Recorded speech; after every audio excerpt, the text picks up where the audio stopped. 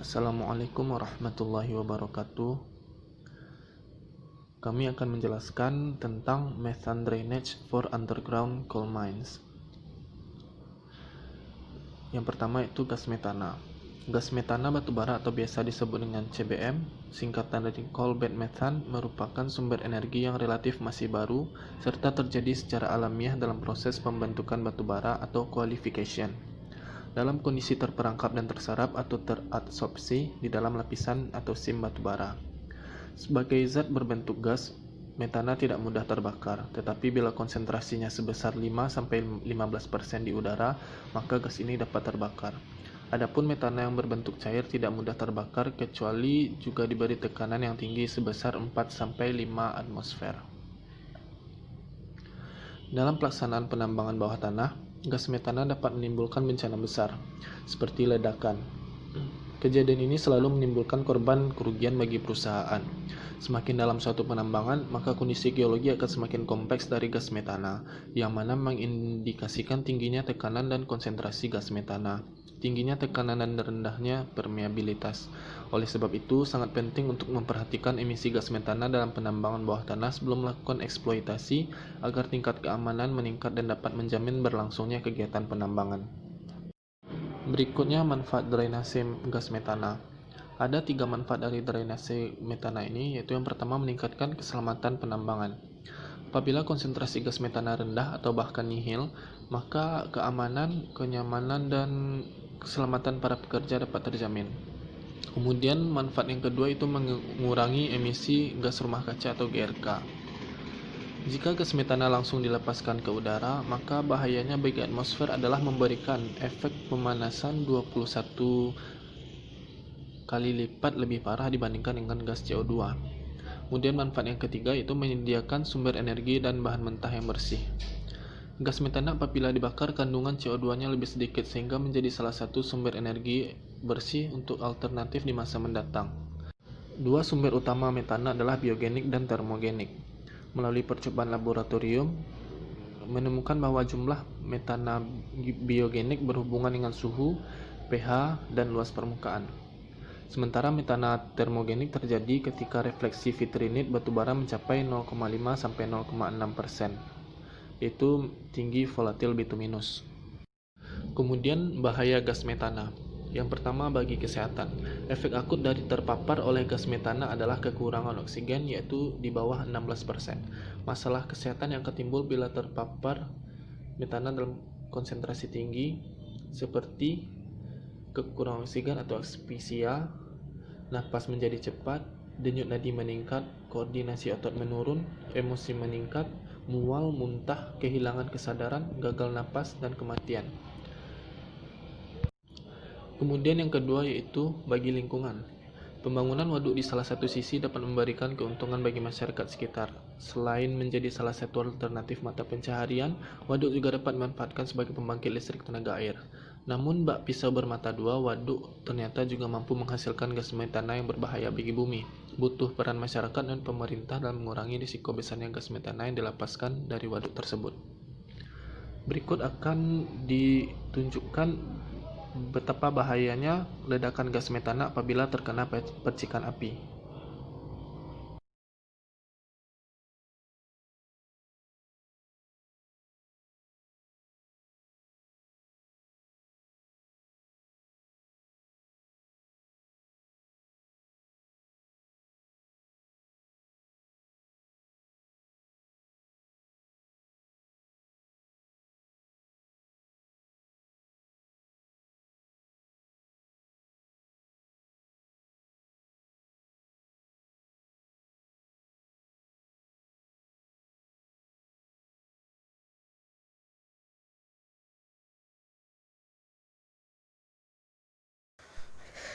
Selanjutnya, metode drainase metana.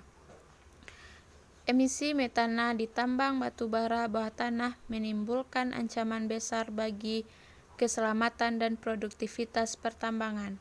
Jadi, drainase metana penting karena merupakan cara yang efektif untuk menurunkan kandungan metana dengan mengurangi emisi metana. Di sini ada 3 metode drainase metana yang dikelompokkan berdasarkan lintasan lubang bor, yaitu yang pertama cis-metana drainase, yang kedua uis-metana drainase, dan yang ketiga lintas ukuran lubang bor metana drainase. Kita masuk ke metode yang pertama, yaitu metode SIS atau surface to in-seam. Dalam metode drainase gas metana dengan metode surface to in-seam, dilakukan pemboran dari permukaan ke lapisan batu bara yang ditargetkan. Nah, pada gambar dapat kita lihat bahwa sebuah sumur dibor dari permukaan menyusuri lapisan batu bara. Akhirnya memotong vertikal sumur produksi dengan pompa PCP yang terpasang. Selanjutnya, pada setiap lapisan batu bara terdapat dua sumur dengan pola chevron yang dibor untuk melintasi sumur produksi yang sama. Nah, untuk geometri ini terdapat keuntungan, yaitu jika titik C diblokir, penyumbatan bisa relatif mudah dihilangkan dengan melakukan injeksi pada titik A. Di sini permeabilitas memainkan peran penting dalam pemilihan penyelesaian coal bed metan. Metode ini disarankan untuk batu bara dengan permeabilitas tinggi agar kinerja drainase dapat terjamin. Kita masuk ke metode yang kedua, yaitu metode UIS atau underground to in-seam. Pada metode ini, lubang bor in-seam dibor dari jalan batu bara. Dapat kita lihat di gambar. Untuk drainase metode UIS, pertama lubang dibor, setelah itu pipa drainase dimasukkan ke dalam lubang bor. Ujung pipa yang di luar selalu terhubung dengan pipa drainase utama. Kemudian bagian lubang bor dekat bukaan ditutup dengan mengadopsi beberapa bahan penyegel, misalnya semen, poliuretan, dan bahan lainnya. Gas metana dalam batu bara terbebas kemudian dikeringkan dengan memanfaatkan tekanan hisap negatif. Selama waktu tersebut, CH4 atau gas metan yang terserap akan terurai. Nah, untuk mencapai kinerja drainase metana yang lebih baik, dilakukan pengoptimalan desain lubang bor UIS. Apapun pola pengeboran yang digunakan untuk metode ini, lamanya waktu drainase adalah parameter yang signifikan jika kita pertimbangkan kedua kinerja drainase metana yang efektif untuk pengendalian emisi metana dan efisiensi tinggi dari kegiatan pertambangan. Kita masuk ke metode yang ketiga, yaitu metode lubang bor silang. Metode ini dilakukan dengan cara membor melalui beberapa lapisan batuan ke lapisan pembawa metana yang ditargetkan. Atas dasar lokasi pemboran, ada 4 jenis lubang bor silang yang dapat dibor. Yang pertama yaitu dari permukaan, yang kedua dari jalan di area tertambang, yang ketiga dari atap jalan yang ditargetkan, dan yang keempat dari lantai jalan yang ditargetkan. Untuk poin 1 dan 2 biasanya digunakan untuk drainase gas metana yang terlepaskan karena kegiatan penambangan.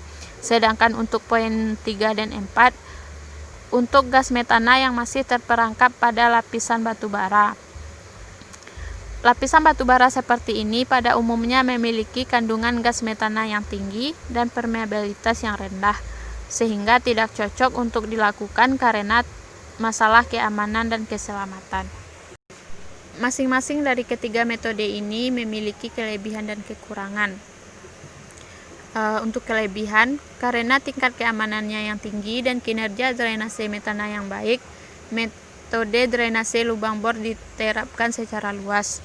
Namun, karena jalan raya berbatu panjang dan lubang bor lintas ukuran terlibat dalam metode ini